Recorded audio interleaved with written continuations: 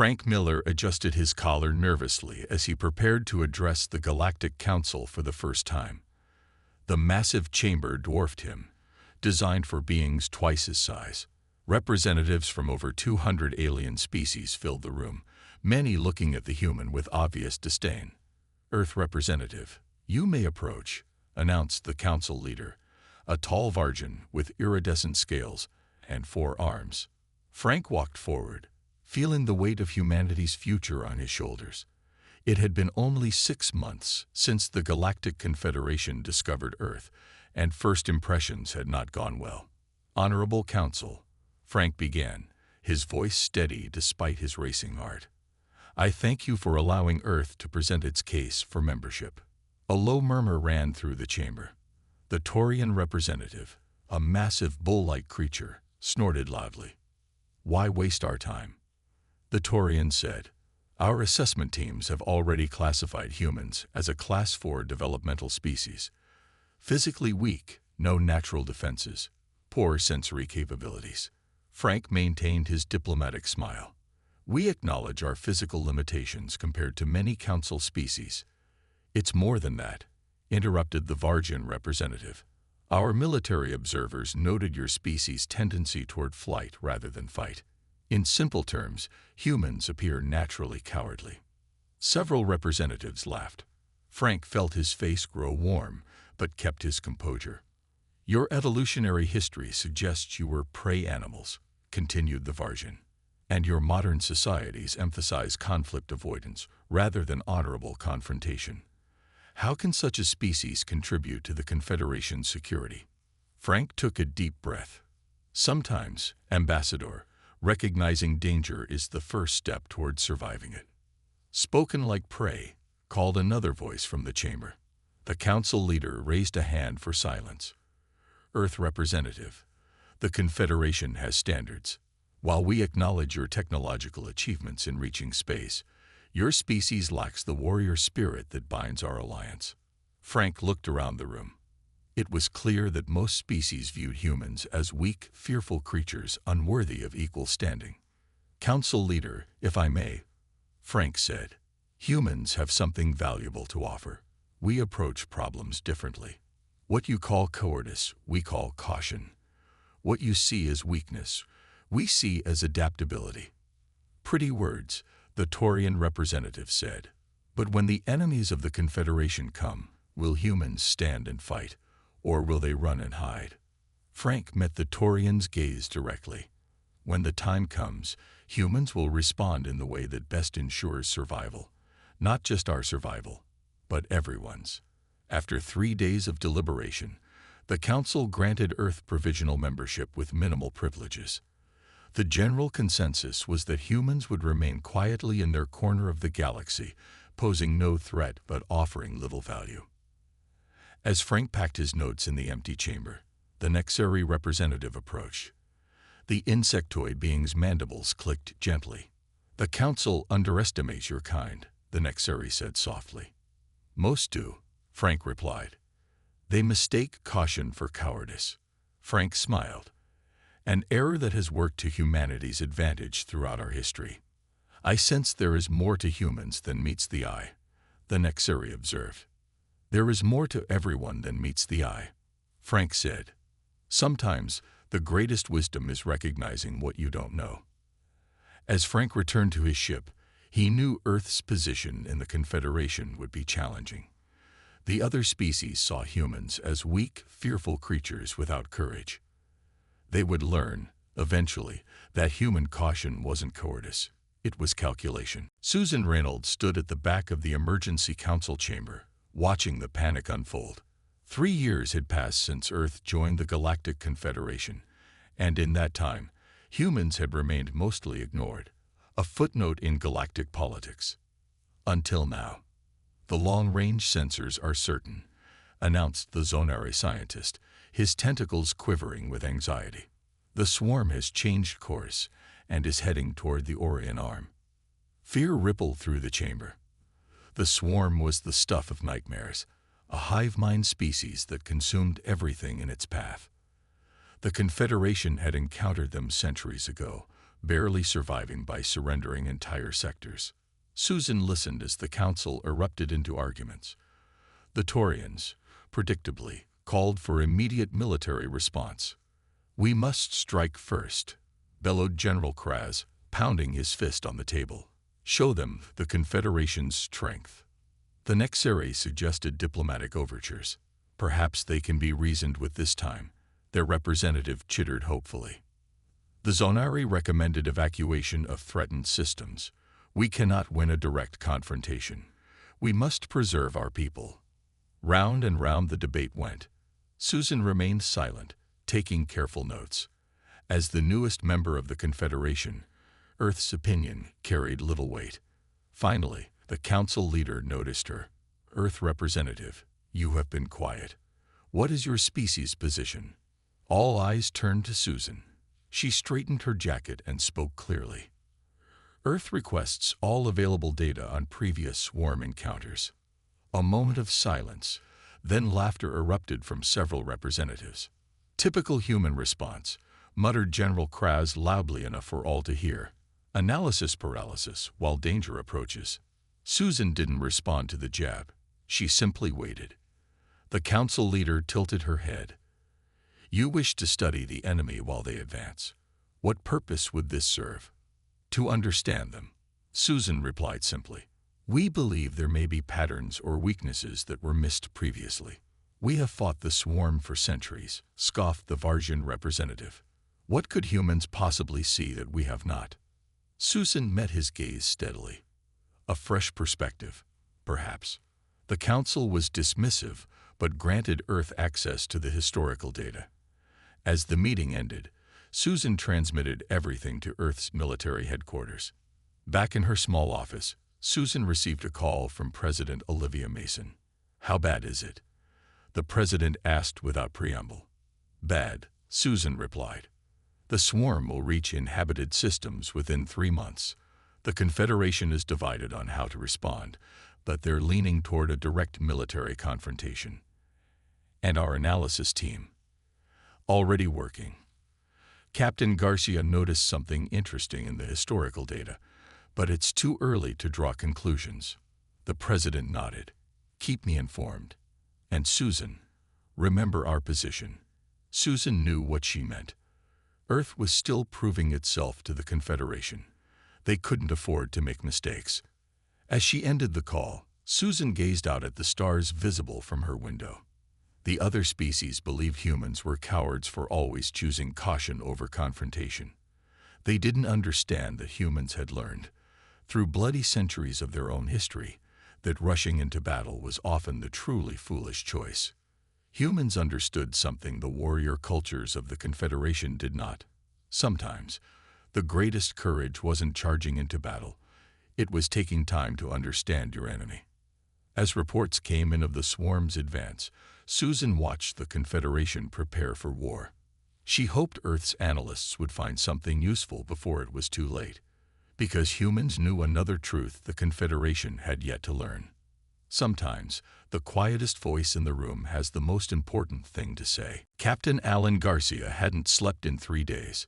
The wall of his office at Earth Defense Force headquarters was covered with star charts, movement patterns, and resource maps. His eyes burned from staring at screens, but he couldn't stop. Something was there, something everyone had missed for centuries. "You need rest, Captain," said Lieutenant Sam Foster, placing a cup of coffee on the desk. Alan shook his head. "Not yet. Look at this." He pointed to a series of highlighted paths. The swarm's movements over the last 500 years. Everyone sees random destruction, but it's not random. Sam frowned. "What do you see?" "Patterns. They never attack systems with red dwarf stars. They always linger in systems with high concentrations of certain elements."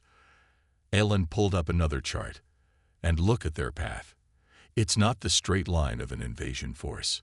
It curves around certain types of stellar phenomena." Sam's eyes widened as the pattern became clear. "They're following something." "Exactly." Alan stood up, suddenly energized. "They're not attacking. They're following specific resources. The destruction is collateral, not intentional. An hour later, Allen presented his findings to Admiral Laura Bennett. The Admiral listened carefully, her expression guarded. "You're saying they're not mindless destroyers?" she asked. Allen nodded. "I believe they're migrating, following resource trails.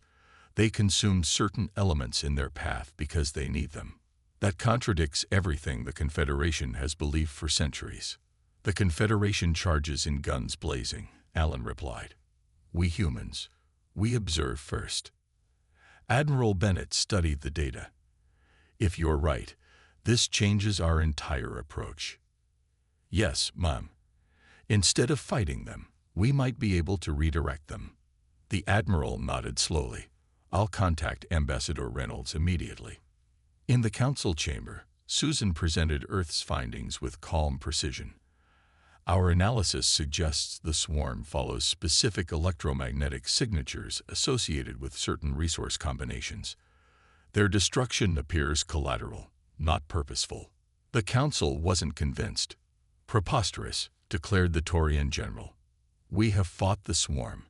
We have seen their aggression firsthand. Have you tried communicating with them?" Susan asked. "One does not communicate with locusts," replied the Vargian representative. Susan continued, undeterred. "Earth proposes an alternative to direct confrontation. If the swarm follows resources, we could remove those resources from their path, or better yet, create a new path leading them away from inhabited systems." Murmurs filled the chamber. The council leader leaned forward. "You suggest manipulation rather than confrontation." "We suggest understanding their motivation before determining our response," Susan clarified. "While you study and theorize, the swarm advances," General Kraz growled. "The Taurian fleet is already mobilizing for a direct assault at the Proxima boundary." Susan's heart sank. "I urge the council to reconsider. Our data suggests." "Your data is irrelevant," Kraz interrupted. "The time for action is now." The council voted to proceed with the military option. Susan's proposal was noted but dismissed. After the meeting, Susan contacted Earth. President Mason's face appeared on the secure channel, lined with worry. "They won't listen," Susan reported. "The Taurian fleet launches in 48 hours. And our plan?" "Rejected." The president was silent for a moment. "Could we proceed anyway?" Quietly. Susan considered the diplomatic implications. It would strain our relationship with the Confederation. If we're right, and their attack fails, then they might be more willing to try our approach, but we'd be operating without sanction. The president's expression hardened. "Begin preparations. Keep it discreet." "Why risk it?" Susan asked. "We're still new to the Confederation. This could damage our standing." "Because we're right?" President Mason asked. Susan shook her head. "Because we're afraid enough to be careful. And sometimes that's exactly what's needed." As the Taurian fleet prepared for battle, Earth vessels quietly began gathering the resources they would need. The humans moved with purpose and caution, qualities the Confederation mistook for cowardice. They would soon learn the difference. The council chamber was deadly silent as the battle footage played on the main display. The Confederation battle fleet, led by 12 Taurian dreadnoughts, had engaged the swarm at the Proxima boundary. What they witnessed was not a battle but a slaughter. The swarm, unlike in previous encounters, seemed prepared. They moved with purpose and coordination that shocked even veteran commanders. They systematically targeted command ships, disabled key weapon systems, and separated the fleet into vulnerable groups. Tactical retreat. General Kraz could be heard shouting on the recording. "All ships fall back to secondary positions." But it was too late. The swarm enveloped ship after ship. The recording ended with General Kraz's final transmission. "They've evolved. They're learning from each encounter. The Confederation must." Static filled the screen. The council leader broke the silence. "Half our military strength, gone in a single engagement." Panic spread through the chamber.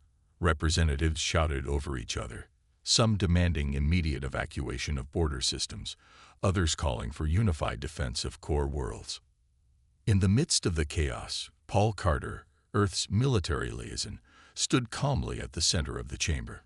He had arrived an hour earlier with orders from Earth Command. "Earth requests permission to speak," he said, his voice cutting through the noise. The council leader nodded, desperation evident in her eyes. The council recognizes Earth's representative. Paul stepped forward. "We have a plan. But you need to trust us." "Trust humans," scoffed the Varsian representative. "What could your species possibly offer now?" Paul's expression remained neutral. "We're experts at avoiding fights we can't win and finding alternatives." "Speak plainly," demanded the council leader. As Ambassador Reynolds presented earlier, our analysis shows the swarm follows specific resource patterns. We've prepared a strategy based on this understanding. "The military option has failed," reminded an Exuri representative. "We're not proposing a military solution," Paul clarified. "We've already prepared unmanned vessels containing concentrated deposits of the elements the swarm seeks. We believe we can create a path leading them away from populated systems." "Madness," muttered someone in the chamber. General Traz, who had survived the battle by escaping in a pod, leant forward. "You suggest we run?" "No," Paul replied firmly. "We suggest we understand what the enemy wants and use that knowledge strategically." The council deliberated while Paul waited. Earth vessels were already in position, awaiting authorization. If the council refused, they would proceed anyway. President Mason had been clear on that point. Finally, the council leader spoke. "The Confederation has few options left. We will allow Earth to attempt its strategy." Paul nodded. "We'll need access to your long-range sensor network to track the swarm's response." "Granted," the council leader said without hesitation. As Paul left to coordinate with Earth Command, the Taurian general stopped him. "Your people refused to join the battle," he growled. "You stood back while brave warriors died." Paul met his gaze steadily. "We chose to find another solution because we feared unnecessary deaths, not because we lacked courage." "Fear is weakness," the general insisted. "Sometimes fear is wisdom," Paul replied quietly. "It tells us when to find a smarter path." Back on his ship, Paul contacted Admiral Bennett. "We have approval. Operation Diversion can proceed." The Admiral's face showed relief. "The first baiting ships are already moving into position. If our theory is correct, the swarm should detect them within hours." "And if we're wrong?" Paul asked. "Then we've lost some unmanned ships and some resources," the Admiral replied. "Unlike the Confederation, which lost ships with living crews." Paul stared at the tactical display showing the swarm's current position. Earth was betting everything on their understanding of an enemy the Confederation had fought for centuries without truly seeing. "Sometimes," he murmured, "the bravest action isn't charging forward. It's stepping back to see the whole picture." Lieutenant Joe Martinez stared at the sensor display aboard the EDF Nightshade. His small stealth ship hung at the edge of the Canis system, just beyond the swarm's detection range. 5 other Earth vessels were similarly positioned, forming a loose observation net. "They're changing course," said Ensign Kelly Wright, excitement in her voice. "Look at the leading edge." Joe leaned forward. The massive cloud-like formation that made up the swarm's vanguard was indeed shifting, tendrils extending toward the unmanned resource ship Earth had placed in their path. "They're taking it," Joe whispered. "They're actually changing course." He opened a channel to the other observation ships. "All stations confirm. Target is responding to Bait Alpha. Repeat, target is responding." Confirmations came in from the other vessels. The plan was working. In the 3 weeks since the Confederation approved Operation Diversion, Earth had deployed 20 unmanned vessels loaded with the specific elements the swarm sought. Each ship was positioned to create a breadcrumb trail leading away from populated systems. "Send the update to command," Joe ordered, "and prepare to move to our next observation point." As the Nightshade powered up its engines, Joe couldn't help but feel a surge of pride. The mighty Confederation had fought the swarm for centuries without understanding them. Humans, the newcomers, the supposed cowards, had found a solution without firing a shot. At Confederation headquarters, Dr. Nancy Wilson presented the latest data to the Council. As Earth's lead scientist on the project, she had been working around the clock. "The swarm is following our resource trail consistently," she explained, pointing to the movement patterns on the display. "They've changed course by 12 degrees, enough to miss the Rigel colonies completely." "And they're consuming your bait ships?" asked the Zonari representative. "Yes. They surround each vessel, absorb the materials, then continue along the path we've created." "You're feeding the enemy," protested the Nexari representative, mandibles clicking in agitation. "We're redirecting them," Nancy corrected firmly. "Sometimes the bravest action is stepping aside rather than standing your ground." "And where are you leading them?" asked the Council leader. Nancy exchanged glances with Admiral Bennett, who stood beside her. The Admiral nodded slightly. "To a permanent solution," Nancy replied. "But we need 3 more months to complete the operation." The Council granted Earth operational authority to continue. Even the most skeptical representatives couldn't argue with success. The swarm was changing course, moving away from populated systems for the first time in recorded history. Back aboard the Nightshade, Joe and his crew maintained their vigilant watch. For the next 2 months, they would shadow the swarm, ensuring they stayed on the path Earth had created. "Permission to ask a question, sir," Ensign Wright said during their night shift.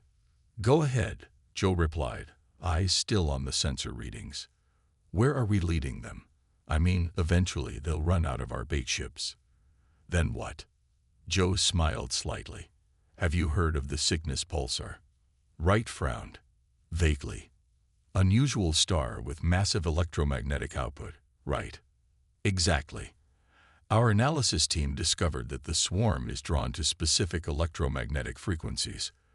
The Cygnus pulsar produces exactly those frequencies, but at an intensity thousands of times greater than what we're using as bait. So we're leading them to a natural source of what they want," Wright realized. Joe nodded. "If we're right, they'll reach the pulsar and stay there, harvesting all the energy they need without moving on. And if we're wrong?" Joe's expression grew serious. "Then we've bought the Confederation time to prepare better defenses." The Nightshade continued its silent observation as the swarm followed Earth's carefully laid path. The plan was audacious in its simplicity. Don't fight an enemy you don't understand. Instead, give them what they want in a way that protects everyone. It was a very human solution, not running away from danger, but finding a way around it. For 3 months, Earth vessels stayed just ahead of the swarm, leading them through uninhabited systems. The Confederation watched with growing amazement as the massive enemy, which had resisted military force for centuries, followed the trail of resources like a hungry animal following a scent. Admiral Laura Bennett stood before the Council, presenting the final phase of Earth's plan. Her uniform was crisp despite the weeks of little sleep. "The swarm will reach the Cygnus pulsar in 6 days, she reported. "All observation ships are in position." "Explain again why you believe this will work," requested the Council leader. Admiral Bennett activated a holographic display showing a pulsating star. "Our research shows that the swarm follows specific magnetic resonance patterns. We've been using these patterns as bait, but the Cygnus pulsar produces exactly the energy signature they're drawn to, at an intensity that should satisfy their needs permanently." The Council members looked skeptical. The Varjan representative's scales flashed with doubt. "And if you're wrong?" "Then we've bought the Confederation time to prepare better defenses," Bennett replied calmly. "But our models predict a 91% chance of success." The Council approved the final phase, having little choice. Earth's plan had already succeeded beyond anyone's expectations. Aboard the Nightshade, Lieutenant Joe Martinez and his crew prepared for the crucial moment. Their ship, along with 5 other stealth vessels, formed a monitoring cordon around the approach to the pulsar. All systems at minimal power, reported Ensign Wright. "Stealth field stable." "Good," Joe replied. "We need to stay invisible when they make their approach." The ship's sensors tracked the swarm as it entered the system. The massive cloud-like entity moved with purpose now, no longer meandering but heading directly toward the pulsar. "They sense it," Joe said softly. "They know it's there." The crew watched in tense silence as the leading edge of the swarm entered the pulsar's radiation field. For a moment, the entity paused, as if testing the environment. "Are they going to continue?" whispered Wright. Joe didn't answer. Everything depended on this moment. Then, remarkably, the swarm began to spread out around the pulsar, forming a spherical pattern that matched the star's magnetic field lines. They weren't consuming the star. They were positioning themselves to absorb its energy output. "They're stopping," Joe said, relief in his voice. "Send confirmation to command." For 3 days, the human ships observed as the swarm stabilized around the pulsar. Then something unexpected happened. The swarm began building structures, converting matter they had consumed into what appeared to be energy collectors. "They're not consuming it," Admiral Bennett reported to the Stunt Council. "They're harvesting its energy sustainably." "Impossible," murmured the Taurian general. "They are destroyers. We have fought them for generations." "Perhaps," suggested the Nexari representative, "we never understood what they were fighting for." On the 5th day of observation, the Nightshade sensors detected an unusual signal emanating from the swarm. "It's directed at us," said Wright in surprise. "They know we're here." Joe tensed. "Shields up. Prepare for emergency jump." "Wait," called the communications officer. "It's not a weapon signature. It's a communication attempt." The bridge crew exchanged shocked glances. After centuries of conflict, the swarm was trying to communicate. Joe made a decision. Open a channel. Transmit basic greeting protocols. For hours, the Nightshade's computers worked to translate the alien signals. Finally, a message formed. "Gratitude. Home found. Long search ends." Joe stared at the words on his screen, barely able to believe what he was seeing. The swarm wasn't an invading force. They were refugees, searching for a suitable energy source to sustain them. "Send this to Admiral Bennett immediately," he ordered. "And add my personal note. The cowardly approach just made first contact with a species the Confederation has been fighting for 500 years. As the message transmitted, Joe gazed at the swarm structures forming around the pulsar. By choosing understanding over confrontation, humans had accomplished what centuries of warfare could not. Sometimes, true courage meant having the wisdom to find another way. 6 months after Operation Diversion, the Grand Council chamber was filled to capacity. Representatives from every Confederation species were present for this historic event. At the center of the chamber stood a new type of display terminal, specifically designed to facilitate communication with the newest associate members of the Confederation, the Swarm. The display glowed with shifting patterns of light that translated the swarm's thoughts into visual language. After months of work, the translation systems were finally reliable. What they revealed had shocked the Confederation to its core. The swarm were not mindless destroyers but conscious refugees. Their home system had been destroyed by a supernova. They had been searching the galaxy for a suitable energy source, consuming resources out of desperate need, not malice. Susan Reynolds, now promoted to Earth's senior ambassador, watched as the Confederation president addressed the assembly. "Today marks a new chapter in our history," the president announced. "Where once we saw only enemies, we now find friends.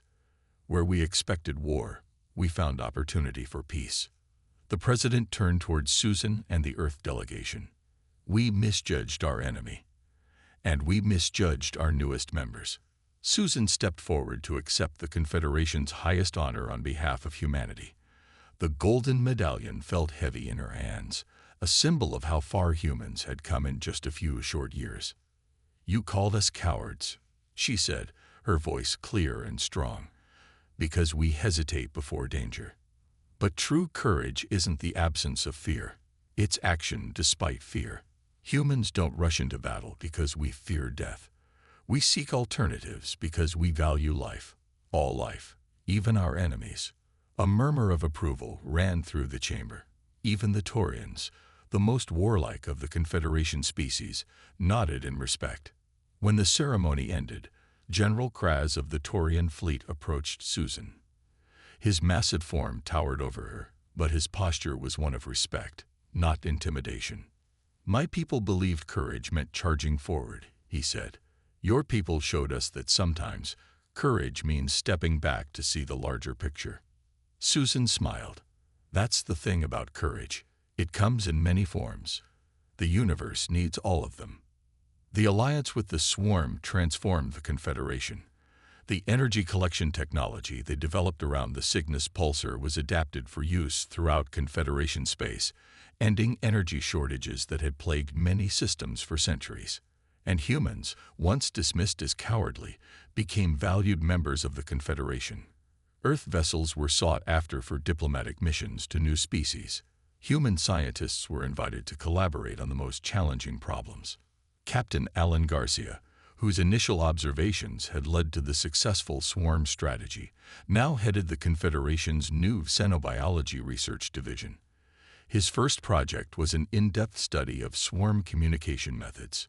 "The key was looking beyond our assumptions," he explained to a class of mixed-species students. "The Confederation saw destroyers because that's what they expected to see.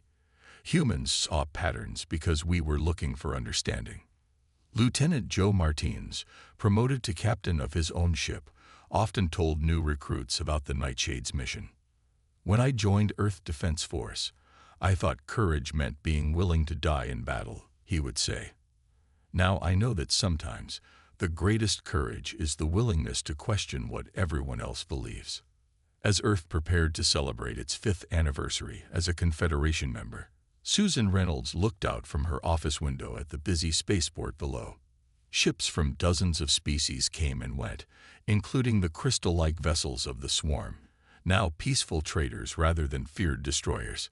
She remembered the early days, when humans were mocked for their caution, their tendency to analyze rather than act. Now those very traits were recognized as valuable, even essential. In the end, the species dismissed as cowards had shown the Confederation a different kind of courage. Not the bravery to fight, but the wisdom to understand. And in doing so, they had changed the course of galactic history. Sometimes, the greatest courage is the willingness to understand before acting.